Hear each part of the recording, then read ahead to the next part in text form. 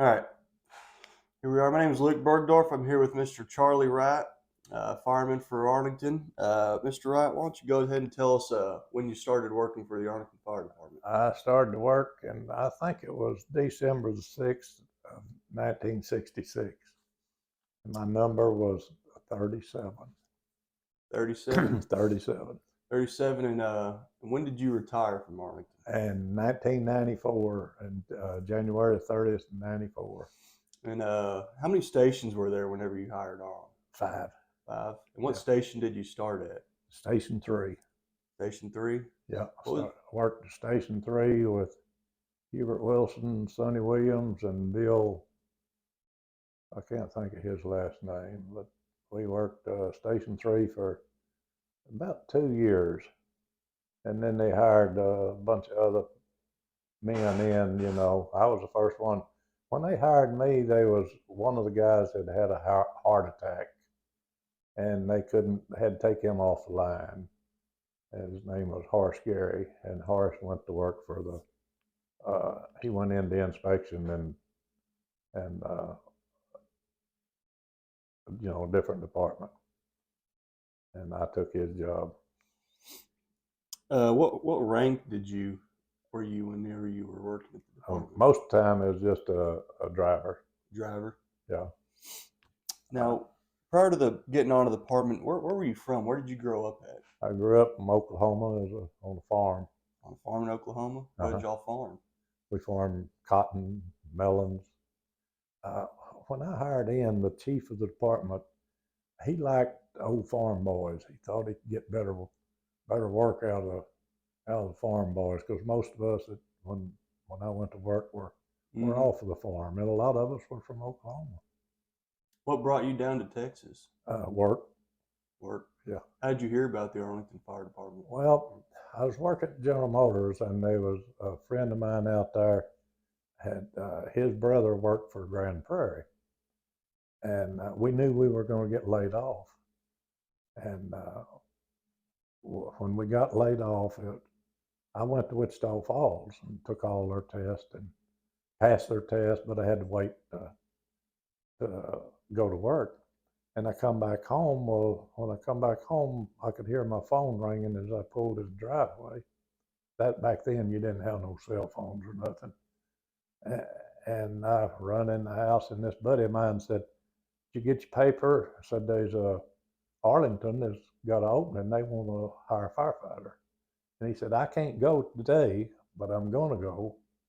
But so I went up and talked to him, took the test that day, and they hired me the next morning.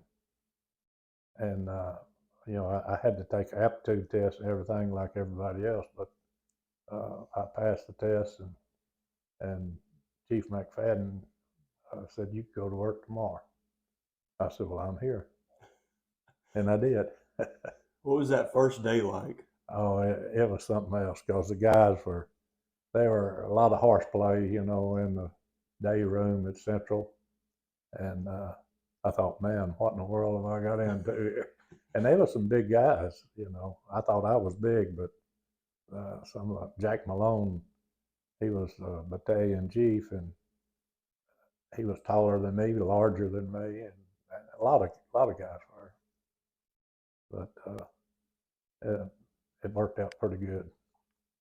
Now, was that your first shift? Was that your first? That was my first shift. shift? And I hadn't been there been on shift but about an hour and a half after getting my clothes issued to me and everything, until they had a grass fire, and they told me to jump on the back of the truck. And Stanley Goodman was driving the truck, and I went with him on the grass fire, and it was up at up off of North Random Mill, or off of West Random Mill, or East Random Mill, I guess it was. Mm-hmm. But anyway, we put the fire out. There was one fireman that he followed most of the fires, named Jack Nutt, and he'd get up there and take the hose away from me. He'd tell me to give him the hose, and I did. Well, Stanley, he'd stop the truck, tell him, said, "Get off the truck," said, "You ain't on this fire with us." And I thought, man, this is going to be something else. Were there still volunteers whenever you started? They were volunteers for several years after that. What was it like running with some of the volunteers? I didn't like it. They wouldn't. Well, you know, we had a job to do, and we'd try to do it and get our truck back in service, and all they wanted to do is stand around and gab, Mm-hmm. talk. And I gotten several jams over the volunteers because I'd tell them get off my truck, get out of the way. Were there any volunteers that you remember? You remember their names or anything? No. Oh, one guy was named BB. That's the one I had problems with. Yeah. He was supposed to have been the chief of the volunteers. It was just a bunch of goobers running around. Yeah, Pretty that much. really was. But they they did a good job because you know that manpower. You know, a lot of times you needed manpower when you didn't have it, Mm-hmm. and sometimes they would help out that way at the fires.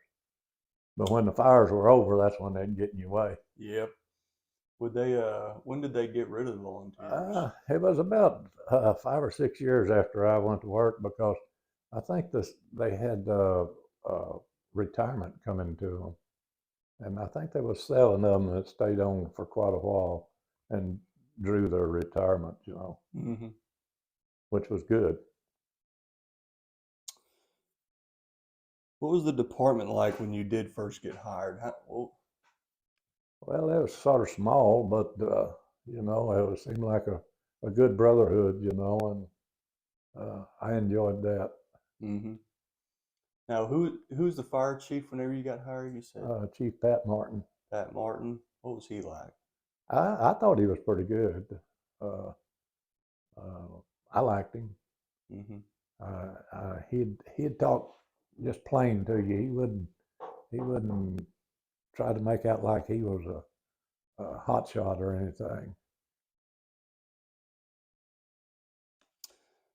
Now, during your career, you said you started at Station 1 and then you moved over to Station 3. Yeah, What was it like working at Station 3? 3. It was nice.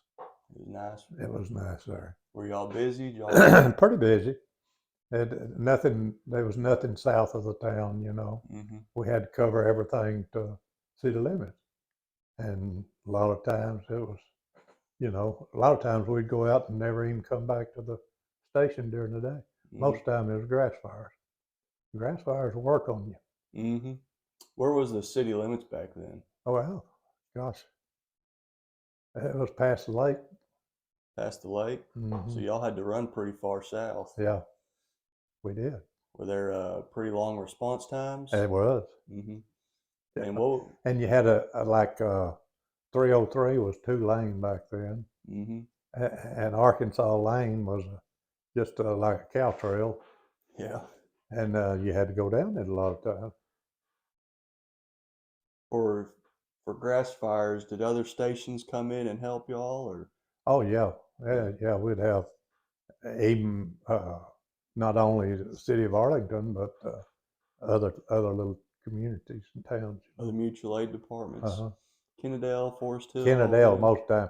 They, when I went to work there, Kennedale, we just went up to their city limits. Mm-hmm. Later, they went around Kennedale and annexed land all around it. Mm-hmm. And at one time, they tried to get Kennedale to come into Arlington, but they wouldn't do it.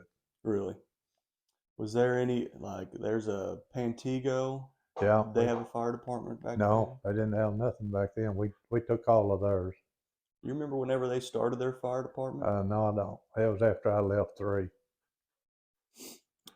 During your career, what were some of the notable calls, notable fires that you remember? Probably the biggest one was Cherry Park. Cherry Park Apartments? Yeah, and we had it several times. I've read multiple articles about those units burning. Yeah.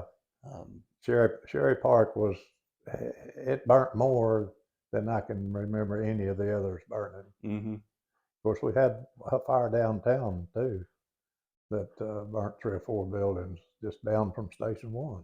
Oh yeah? How did that one start? I don't know.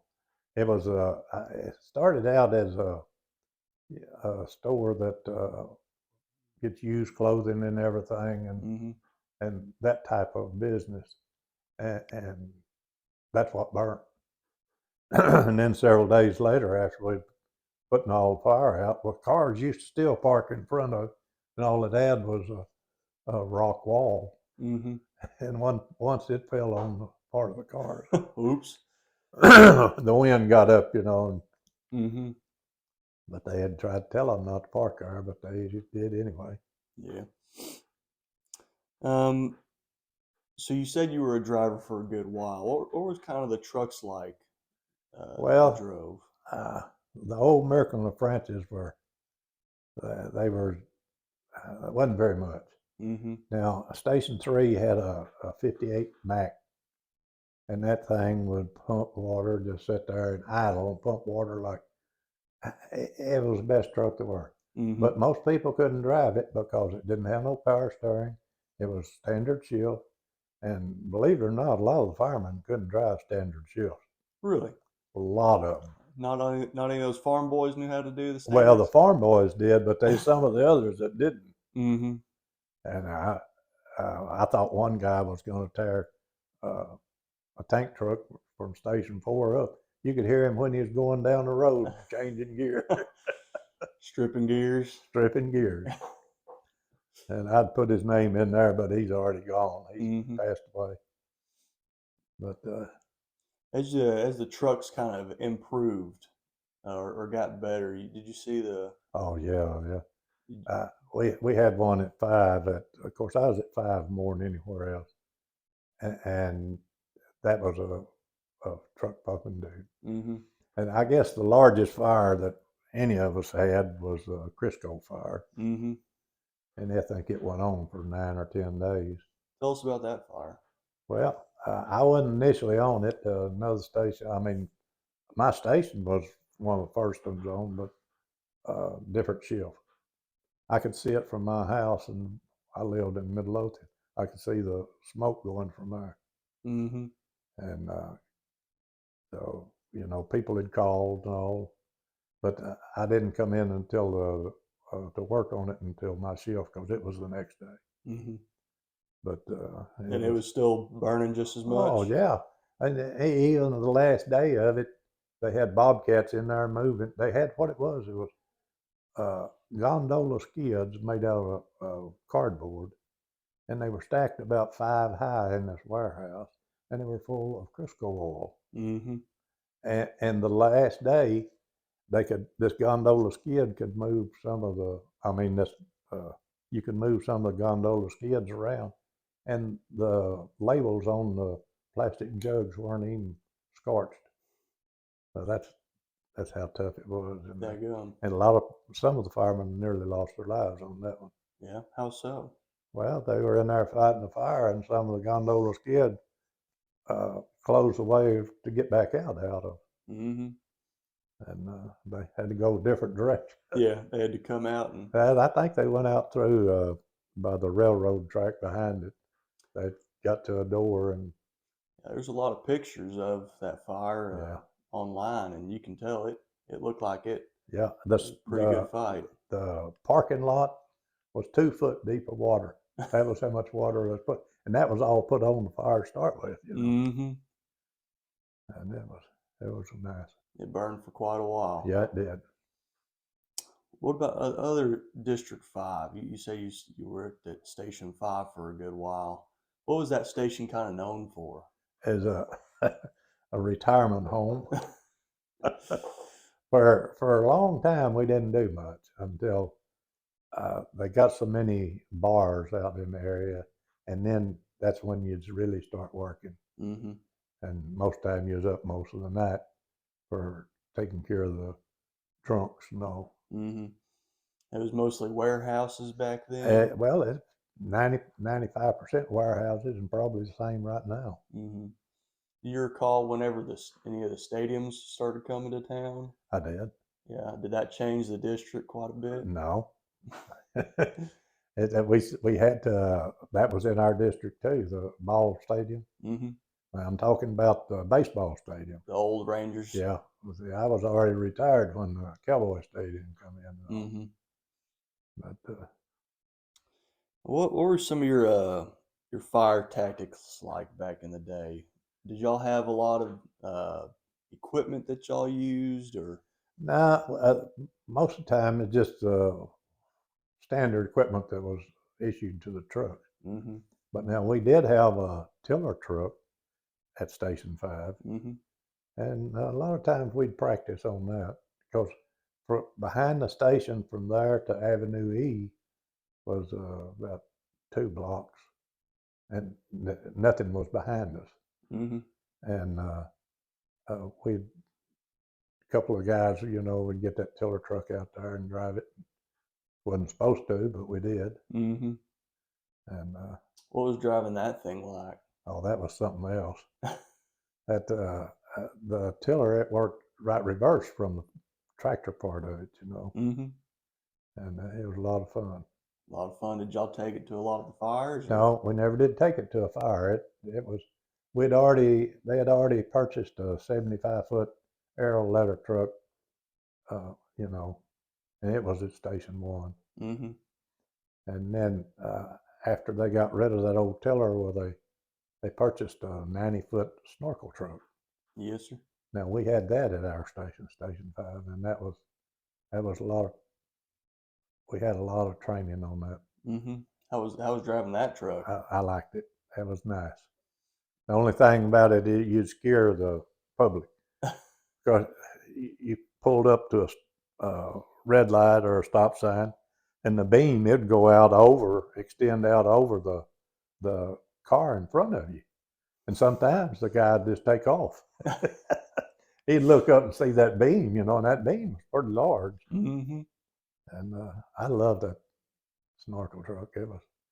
Uh, it never was uh, safe enough. They didn't think for them to use, but we used it a lot. Mm-hmm. How did y'all man those trucks? Was there a full crew on it, or Never. never? Just a driver, or? Well, if somebody was off, one of you guys was off, sometimes you'd have officer and one man, you know, and sometimes just two. So Yeah. one person would take the engine, one person would take the snorkel, and. Well, no, now we never did do that because we had a guy assigned to it, but if they didn't have a crew, the snorkel stayed in the house. Mm-hmm. And Do you remember any of the old uh, apparatus, like from the REO speed wagons or anything like that? Were they still around? RO Speedwagon. The old trucks from the 20s? Uh, We had one. No, we didn't have one. It was another department had one like that. I don't. I think the oldest truck we had when I come to work here was a '54 American LaFrance. okay, yeah. There's some old pictures of those REO speed wagons, but I don't remember at what point we got rid of them or gave them away. The oldest truck we had was that uh, uh, ladder truck, but it was never used while I was there. Now, before I come to work there, I saw it in use. There was a apartment house fire up in Two's district, and it wasn't Sherry Park, it was another apartment. And me and a couple of friends of mine, we was working at General Motors, and we got off work at 2, and we drive up there and watch them fight the fire. And that's when we decided we wanted to become firefighters. We sat around and drank a little booze and watched those boys fight them fires. Mm-hmm. And that's when they did have that aerial truck in operation at that time. What were some of the other people you worked with? Who were some of the people that you were on your crew for a long time? Or. Well, at Station 3, it was, like I say, it was Hubert Wilson was the captain. Sonny Williams was a driver. Bill Lewis was another private.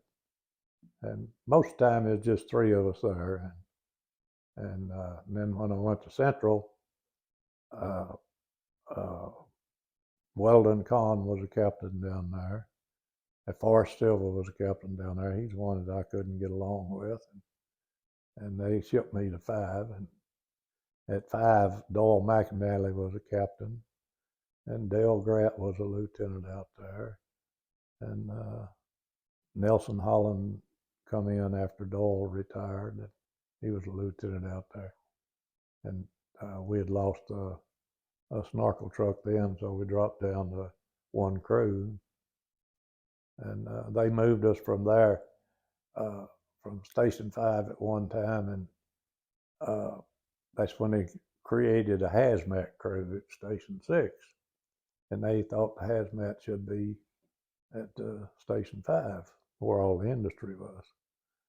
And they moved the ones at 5 to Station 11. And we stayed there for about, I don't know, maybe 8 months or a year.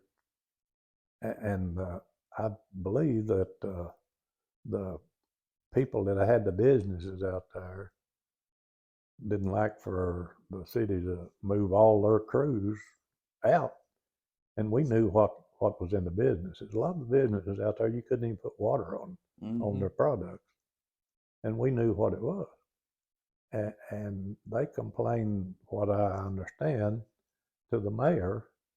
And the mayor, of course, went down the ladder to the chiefs. And then they brought up the crews that they shipped 11 back to 5 and moved the hazmat back to 6. So when did they start that hazmat program? I can't remember that. That was back in I'd say it was in the 80s. 80s. It might have been before that, but I believe it was in the 80s. And there were 5 stations when you started. Do you remember them opening stations? I remember when they opened Station 6. I remember when they opened Station 7 and 8 and 9. And of course, we was out in the industrial district. They wouldn't bring us that far away to visit the other places because we couldn't leave our territory that long, that bare, And but I guess they was, well, I know 12 and 13 was built before I retired, but I believe that's the last one was 13. And the only time I'd visited was when I'd get off duty. Now, whenever there were that much growth throughout your career, I'm sure you saw the department grow quite a bit. Yeah. A lot of new guys coming on and cycle through some chiefs. What was that growth like? How did y'all manage that much growth? Well, some of them, there's a lot of smart people in the fire department, and some of them could just look at those tests and they, could pass them. I took them a couple of times, and then I thought I'd passed it, get on the list, and if it didn't show up, then I decided I'd stay where I was at. I had the best job in the fire department. And I believe that is the best job. Driving. You don't have to get in there and fight the fires all the time. And if you know your district, where you're going, and you know how to operate your vehicle, you can stay right there as your vehicle all the time. Now, one time we had, back in the 70s, when the Wright started around and all, they had started a fire at down at the college. And for some reason or another, I was on the truck. I don't know whether I was standing by or they had shipped me down there for a while. Sometimes they'd pull me out of 5 and ship me to different stations to drive the trucks. No. But this one particular time, I was hooked up at a plug, and there was about 60 or 70 people coming apart the truck. They was we thought they were gonna, or I thought they was gonna do some harm or try to take it away from me. That was when they decided they knew more about anything than anybody else. That's when those, So I called my chief over, but it was Jack Malone. And Jack Malone was bigger than me. And he's a big guy. and he Mm-hmm. goes over on my truck, gets up on the running board with a megaphone in his hand, and I'd already got up and charged my play pipe up on top of the truck. You know, we carried them on some of our engines, and he told me, he said, "You just get ready." He said, "We may have to wash some of these boys away." And he gets on the megaphone and he tells them, he said, now we're not the police. We're firefighters and we're here to help people. We're not here to, you know, to do anything else." But he said, "We will protect our own self and our trucks." And he said, "This man's up on this truck here. He can wash about half of you guys on down the street with what he's got in his hand." And you know, they dispersed. Mm-hmm. Quite effective. Yeah, pretty quickly. And we went ahead and put the fire out. Went on down there, and that was one of the highlights of the deal. That's a good one. Yeah. Um, Speaking about your time from start to finish, what were some of the new technologies that were introduced in the department that you think really changed the way y'all did business? Well, one guy come on there, and he wanted us to carry uh, it's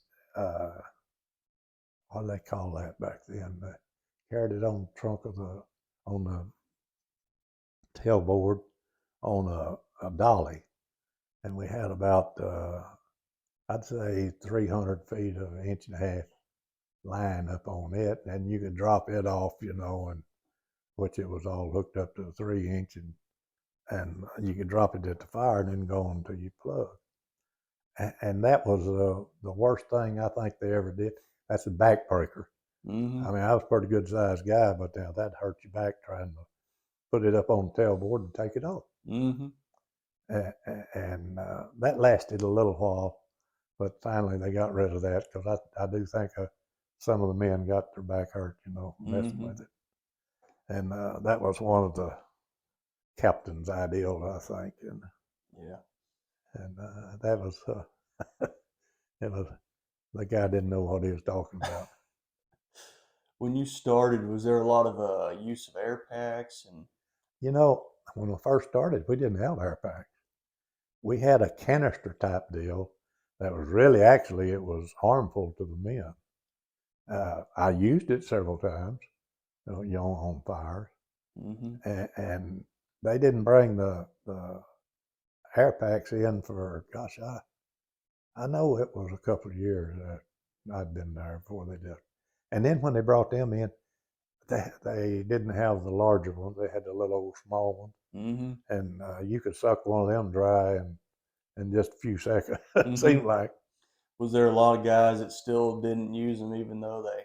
Yeah. There's some of the older firemen taught me a long time ago. He said, if you manage to get that nozzle to be the nozzle man on it, he said, you can just by spraying water, you can get your head pretty close to that spray. You don't have to have a Scott. You can get more air right there than you can out of them Scots, Mm-hmm. and you can. And that's how y'all operated A for a lot good of that's the while. way we operate a lot. But the man that told me that was Hubert Wilson. He was an old captain Mm-hmm. out there at 3. When did he start his career? Oh gosh, when they first started the fire Yeah, department.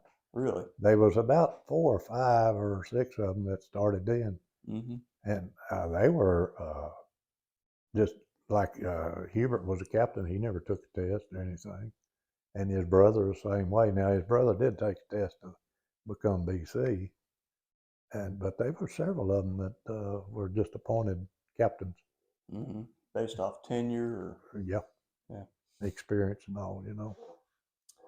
What were kind of some of the, like you mentioned the play pipe, other and what were some of the nozzles that you remember using? Gosh, the best nozzles were those little ones that you could operate, whether it could be a sprayer or a straight bore or whatever. Mm-hmm.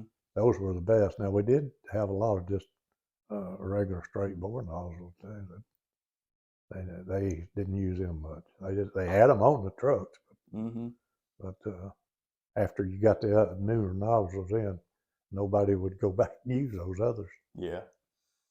Any other pieces of technology that you remember that kind of changed the way y'all operated? Now, the fans were some of the lifesavers Mm-hmm. if you used them correctly at a fire, because that would clear the house Mm-hmm. out, pretty quick for you, or building Did y'all always have fans on the trucks, or most of the time. how did y'all operate with those? Well, we used them when we after we get the initial flames, brought down to where you can get in and just overhaul things. Mm-hmm. And now, were there like companies, like if you were on a engine, you did everything like that, or did they have specific tasks for specific rigs? And Uh, now the engineer, he usually had to supply the officers and the firefighters, whatever they needed. mm-hmm. And they'd usually get it, and you didn't leave your truck very far, you know. How many fire trucks or people would it take to put out a fire back then?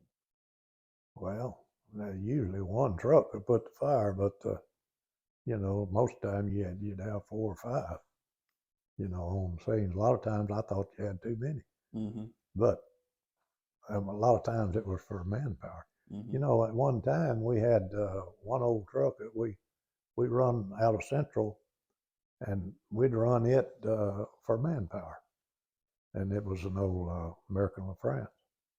And like if one of the other stations had a fire, well, the manpower would get on that truck and go. They went to the fire, and it was an old American LaFrance. I've went to it several times with 3 of us standing on the tailboard of the truck. So those American France, 2 people was about it sitting in the cab. Mm-hmm. They didn't have no side seats. And you rode you Or you truly rode I tailboard. rode tailboard. What was that like? Scary sometimes, because sometimes those guys, they hit some of them dips and you come off the tailboard. You go flying? Yeah. Did anybody get hurt? Or No, never. I've never seen a guy get hurt off that tailboard, because they knew enough to hold on to it, and they could even hook their belts. They had a deal they could strap around them and hook onto the tailboard. I mm-hmm. mean the bar part. But that was a lot of fun doing that. When did that go away? That went away when we had enough men to supply it to the stations. Mm-hmm. But a lot of times the stations would have 3 men where they should have 4.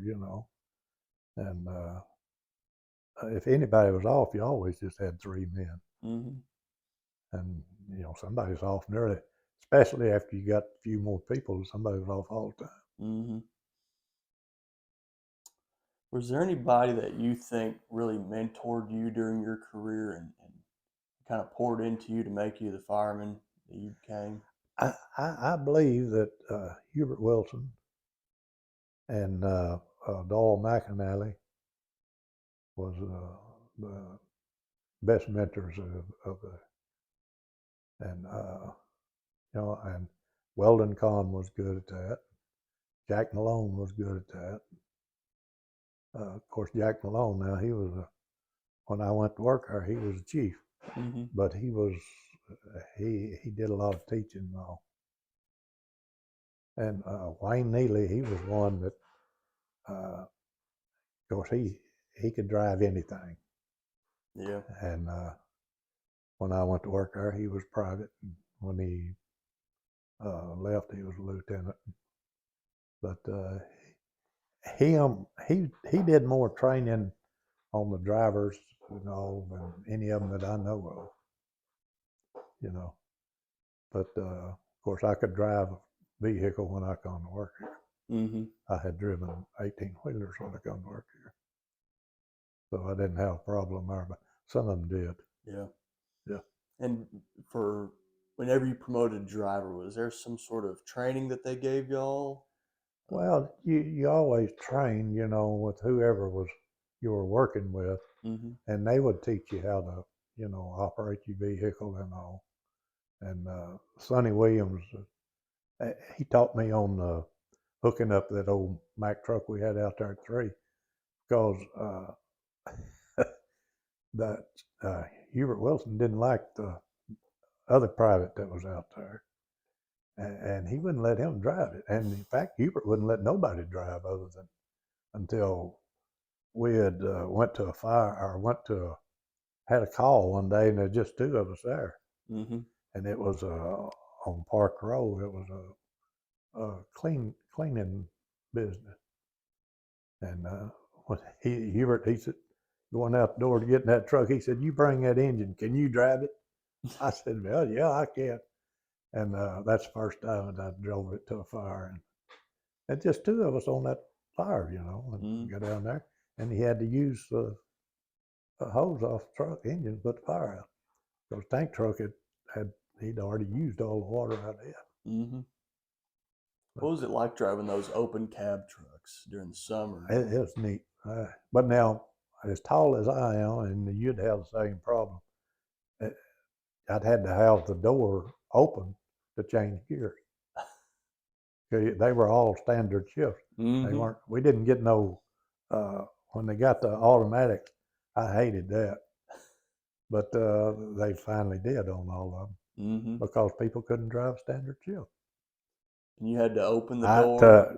The clutch pedal comes so high with my old long legs that I'd have to open the door to change gears. How about that? And that was on the American LaFrancis. Those older ones, the 54. I think we had a 54 and a 56, or a 54 and 55. And but they've been gone a long time. Yeah. What was it like driving them during like a winter storm or a good thunderstorm? Oh, you never did drive without the jacket on, your coat on. Yeah. But that's hard to drive too without an old bulky coat. But of course you didn't, unless you was running an emergency, you didn't drive very fast with them. Yeah. Would they not get up to speed very well? Not very. To me, they didn't. But now those others, like the ones we had at 5, and they had it all the other stations, the new trucks, they did. But they were all, automatics, because some of the people couldn't drive them. Yeah. And you trained a lot with them. Yeah. Was training something y'all did quite a bit? Quite a bit, especially if we had a new private or something, we made sure that I made sure that they knew how to drive my truck if I was off, because I didn't want to be there the whole time, And you had to have somebody to make sure he took care of his, your people. And you get into a station, you live with them all, a third of the time. And it's a brotherhood that you just don't see other places. Speaking of the brotherhood, you worked with, I think I remember you saying you worked with almost the same crew for a good long time. Who did you work with for the longest time? Probably Doyle McAnally and George Renfro and Michael Naden. We were usually on the same shift all the time. There was another one, think of his name, he passed away. I can see his face, can't think of his name.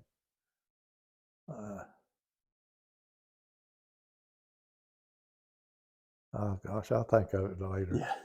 But when you get as old as I am, sometimes you forget stuff. Things slip away a bit. It does. What was the station life like? Y'all cooked, y'all? We did, and we've had fires at our station. Really? Yep. One time I guess we left the station, we had a meatloaf cooking in the oven, and we had a car wreck or something. We got back, I mean, the whole station was full of black smoke. And of course we cleaned it up that day and painted the walls, all we had to do. Make it look like it never happened? That's right. Sometimes you got to take care of what you got. I remember you telling a story about finding your dinner on the side of the road? Well, it used to, a long time ago, we used to have people would call in runs and all, false alarm, and they knew what time we eat, Mm-hmm. and they knew what we had to eat too. Mm-hmm. And sometimes that they break into the stations, and a lot of times you didn't lock every door. And I know Station 5, I don't think you could lock that back door. And the old Station 5, Mm-hmm. and they eat our food. Somebody did. And then that sort of gets upset. Yep. After that, a lot of times we'd have a police officer either on a motorcycle or something sitting in the station or around close. Mm-hmm. I think some of the Station 6 had some problems like that too. Yeah. I know we did at 5. Hmm. And but that's people hungry. I guess they coming in. I don't know what. Yeah, I gotta eat. They didn't steal nothing out of the station, but and our lockers were all open. I mean Mm-hmm. unlocked. Of course, we never had much in them. Pardon me, personal stuff. Mm-hmm. But What was kind of the city like? You said people were breaking into the stations. Was there a lot of kind of vagrants running around, or? well, you wouldn't think it was. Pardon me.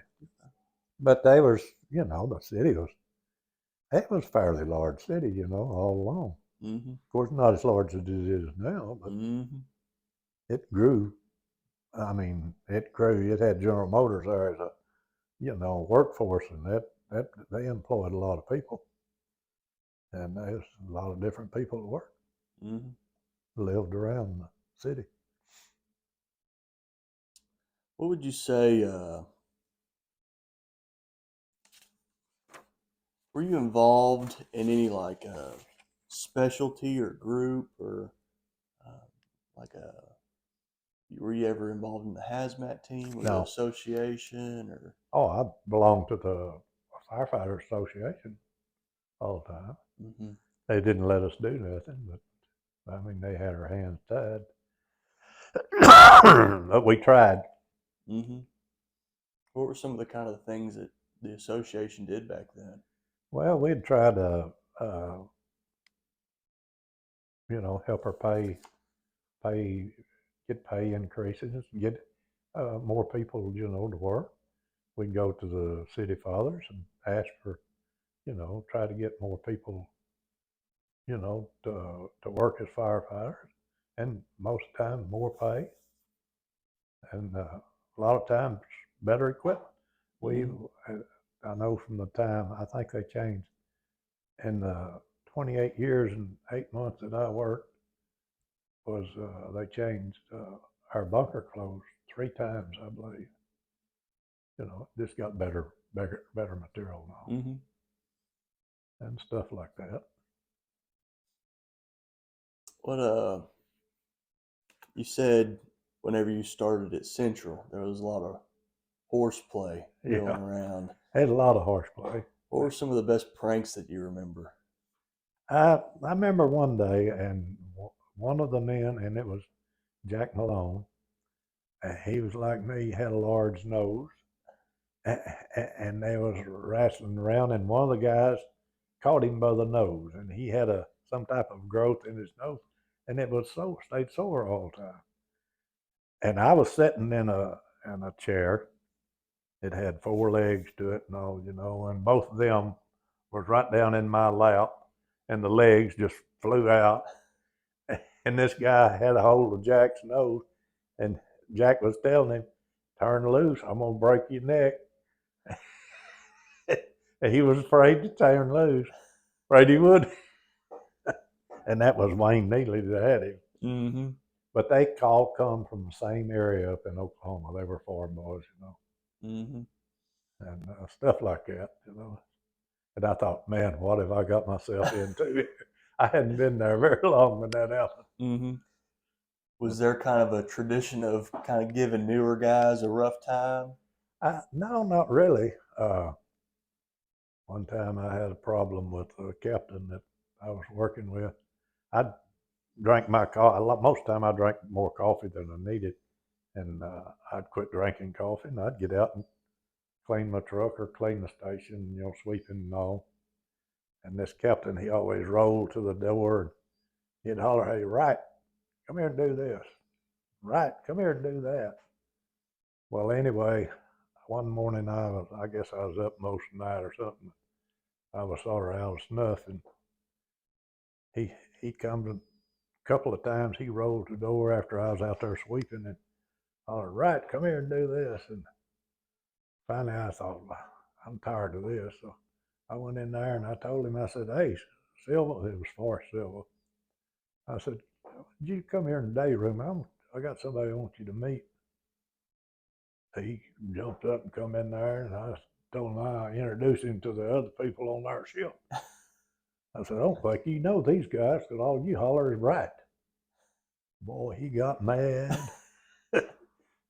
And that's when Jack Malone, he got between us and he sent me to Station 5. That's funny. that happened. Did you retire from 5? How long total were you at Station 5 for? I think 23 years. 23 years. Of course, I was on. I worked as dispatcher, and I worked as a inspector. Inspection 2 different times, and investigation. I went to several schools for that, but one time I was in investigation. We went to a school in Abilene, me and the assistant fire marshal. And when we left, we drove city car out there. And the fire marshal, which was J.W. Dunlop, he told me, he gave me the keys. He said, "You're driving." And he said, "Do not give the keys to Silva if he starts drinking." Well, Silva was assistant fire marshal, and he drank a lot. And after class one day, he wanted the car, and I wouldn't give it to him. I said, "No, man told me not to, and you ain't getting it." So we had problems, and then after we come back, he made it so rough I couldn't work in there no more. Mm-hmm. So, did you come off of the line to go into be an inspector? I did, yes. And you were just there a short amount of time? Well, one time for nearly a year, and I was in investigation nearly a year. So it's different times, Mm-hmm. And y'all went and investigated the fires. Fires at night, after they'd call us out at night. And in fact, we had to take a city vehicle to our residence, because we was on call that night. Did you also do inspections and everything? Yep. You went out and did inspections I did. throughout the I city? probably inspected at that time every business in Arlington. Wow. Yep. And back then, there was still quite a few. Yep. Mm-hmm. You said you worked as a dispatcher for a little bit. Yeah. How did that? Now that was interesting, and that would get excited too, if you're on fire.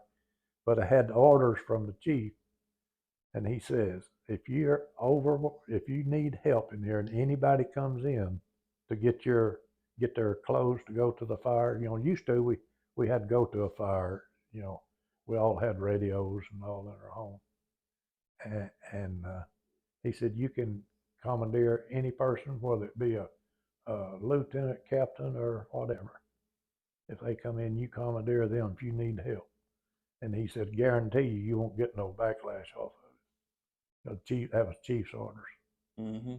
And it worked that way a couple of times. One time a captain come in and he didn't want to, but he helped. Mm-hmm. Because he knew the orders too. And dispatch was run out of Central. Out of Central. Yep. Well, how did the dispatching system work? People call in. They called in.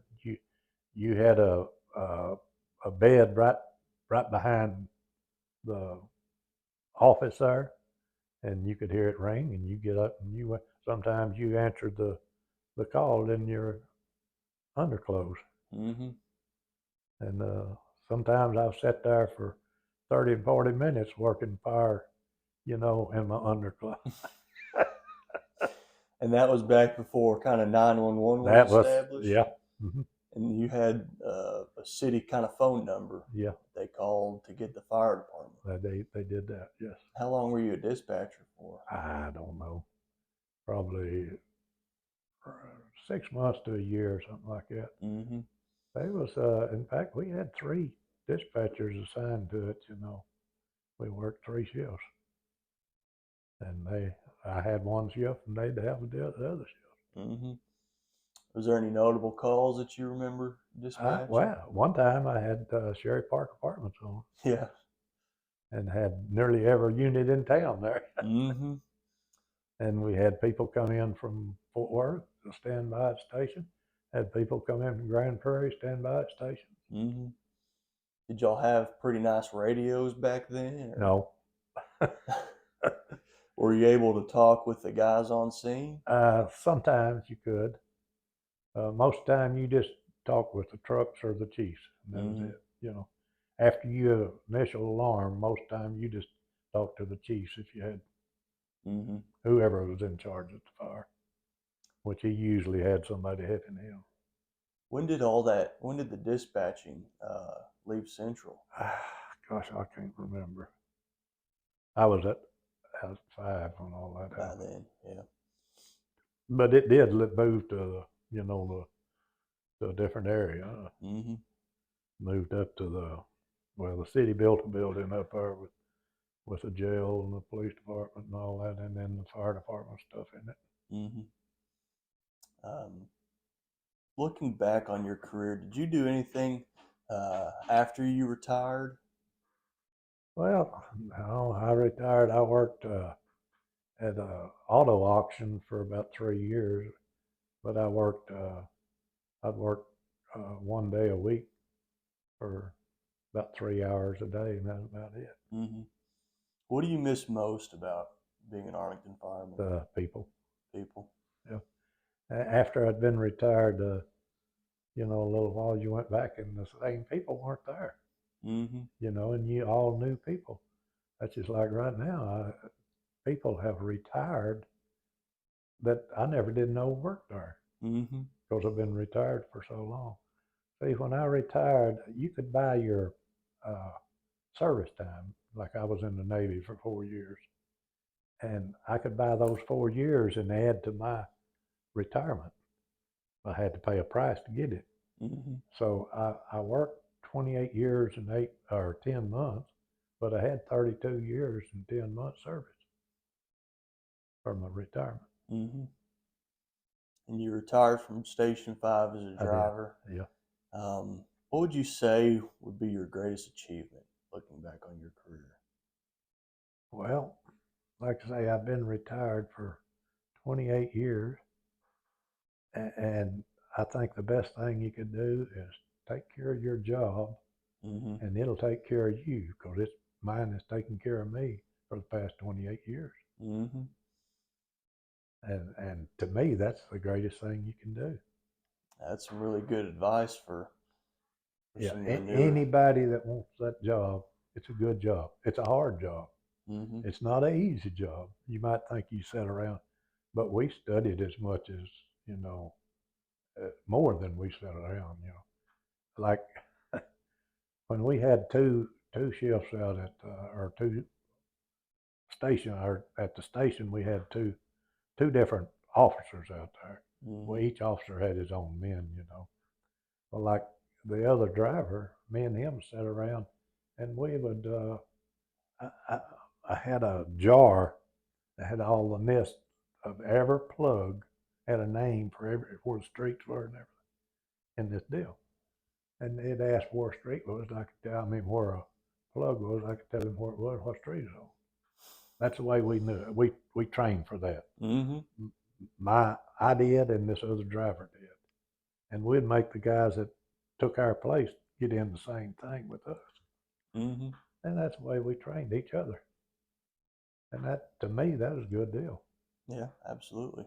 I never missed a plug when I went to hire, to hook up to one. You knew where they I all knew were. I knew where they were. Yeah.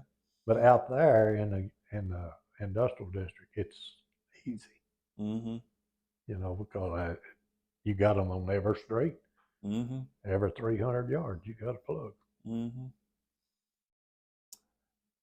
And to me, a driver, he got to know all that. Mm-hmm. Because if he don't know where that is, he ain't worth a hoot. Yeah. What would you say if someone, is new in the driver role? What would be some more advice you would give that person who's just starting to drive a fire truck? Make sure he knew how to drive first Mm-hmm. and knew how to operate his truck. Mm-hmm. Some of them have a hard time getting water on trucks. And the next thing is know his streets. Mm-hmm. You got to know where you're going. Mm-hmm. I know you can look at a map, when you get the call, but if you know the street, know where it is, you know where the area is, you know where to go to the map. And then the third thing is you got to know where the plugs are. Mm-hmm. Because if you don't know where they are, there ain't no sense you being driving. Mm-hmm. You spoke earlier about how y'all knew District 5 so well. Um, what would you say the importance of knowing your district? Oh, that's the greatest thing there is. You know what to expect on any fire. Mm-hmm. You know what the business, what they got in them. You know what they're gonna, how it's gonna burn, Mm-hmm. and whether they got chemicals or whatever in there. You got to know that, Mm-hmm. and that's knowing your district. Mm-hmm. And the people out there, they enjoy you coming in to survey their businesses and all. Mm-hmm. I mean, you don't hurt them no, because they got to know, and when you come into a business, the safety is the first thing they work on. Mm-hmm. And you got to know all that. I think that's the most important thing on drivers, knowing what's in those buildings that they're going to. Mm-hmm. On a home, you don't know what's in them houses. Now, Mm-hmm. used to a long time ago, they would inspect the homes, but that was getting a little personal, to the people, Yeah. and they stopped that. But they said they inspected the homes before I went to work there, and a lot of people store different stuff in their in their hot water cabinets and all. Mm-hmm. A lot of homes have got a cabinet for their hot water heater, and when they come home, if you got, they some of those like mine here, I got a 75-gallon hot water heater, and when it comes on, it's gas, and it, you know, blows out some flame. Mm-hmm. Looking back on your career, would you do it all over again? In a heartbeat. Heartbeat. Would you change anything? Nope. Nope. Might try to go on up the ladder a little more, Yeah. because if you did, you'd have a little more money coming in to you. Mm-hmm. But that'd be the only thing. We have a lot of newer guys coming on the department. A lot of guys that aren't even new to the department, but are new to their roles. What would be some more advice that you would give? Just learn your job, Mm-hmm. learn and how to get along with people, because you're living with people. You're Mm-hmm. not you're not just coming in and working and going home. You're living with them, and that's a difference. Mm-hmm. See, our job was different than any other job, because the other people, when they got through working that day, they went home, but firefighters don't. Mm-hmm. They got to live with the individuals. You might say they marry it. They're married to each other whether they like it or not. Whether they like it or not. Do you have anything else that you'd like to share with everyone, or No, I just say, if you got to like to be a fireman, Mm-hmm. because it's dangerous. I mean, you can get hurt. There was 2 people died from when I was there. One of them I was at the fire when he died, and that was Ronnie McAndrews. And he come out and sat on the tailboard of my truck resting. And I tried to get him not to go back in there, gave him water and everything. I said, man, you're so red faced, you need to stay here and relax a little bit. Oh, that SOB in there. And he went back in. And next thing you know, he fell out. Mm-hmm. and that was in 8th District. You care to share more about that fire? What was what, it was a house fire? I believe it was an apartment fire. It might have been a house, but I remember the fire, but I don't remember. You know, I'm 84 years old. That's hard to remember everything. Yeah. But I remember I was at the fire when Ronnie Mack fell out. Mm-hmm. Now, when the other boy got killed, I think his name was Snow, he was trying to show a rookie how to set a ladder, I think, and he got it in the highline wire. Mm-hmm. That's what I understand, but Mm-hmm. I don't know for sure. But I know that I've been to, before I had been there very long, there was a guy got some radio equipment into highline wires pretty close to where I live. And my wife and family and I were going to a grocery store, and I had to wait until the fire truck come by at this road. And they saw me and they waved me to come follow them. And I went down there, and a man and his wife and kid was electrocuted by putting up a radio antenna, and they put it up in a tree, and they got into a highline wire, and all three of them were killed. And the boy played with my boy, lived pretty close to me. Mm-hmm. And I nearly quit then because when I got there, they said, get that water extinguisher off the tailboard and put that trash out around the base of the tree trunk. And it was leaves and all. And there was a lady's body burning. And the kid was right above me there. He was in the tree.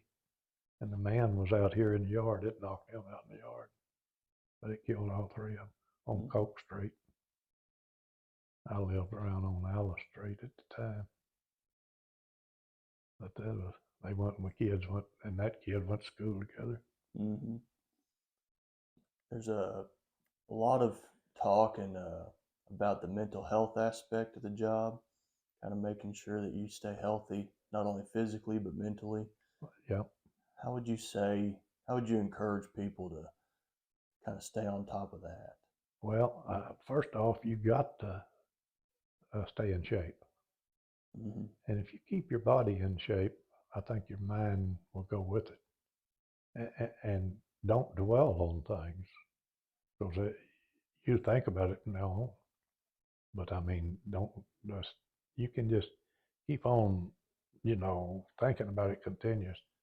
And if I'd have did that, I would have never become a fireman. I'd have quit. Mm-hmm. And a man told me after that fire, after that, that kid, especially since that kid and lady that was dead there, we talked a lot about it, and he said, you got to put it out of your mind. If you don't, you'll never be able to do anything else. And with the help of my church and everything, I stayed with it. Mm-hmm. But you got to stay in shape. I think that's why I've lived as long as I have, because of that, staying in shape. In fact, just a week and a half ago, I had one of my knees repaired. Got your new bionic knee? Yeah, got a new one. He said, I can't give you a perfect, or he said, I can't give you a teenager's knee, maybe a 30-year-old knee. He said. But, you just got to stay in shape. Mm-hmm. But especially for a firefighter, and most of them do. Mm-hmm. Yeah. I've seen some of them that I didn't see how they could, but I guarantee you they could do it. Mm-hmm. And you wouldn't think they could, but every time I was with them, they did. Yeah. So that, to me, that's it. And I really think if a person, you can be educated and be a firefighter. I didn't never went to college, until I become a firefighter, Mm-hmm. and then I took a lot of courses. But I know a lot of people that never opened a book, on it. But it's a lot of manual labor, and you'll work harder on a fire than you will any other job. But you get a lot of rewards out of it, Mm-hmm. I think. Absolutely. Yep. Well, thank you very much for your time. Well, I'm sure a lot of guys will get a lot out of this, and probably if anybody has any follow-up questions or anything, I'm sure if you're willing to sit down another time and well, sure, have another anytime. conversation. Yep, anytime.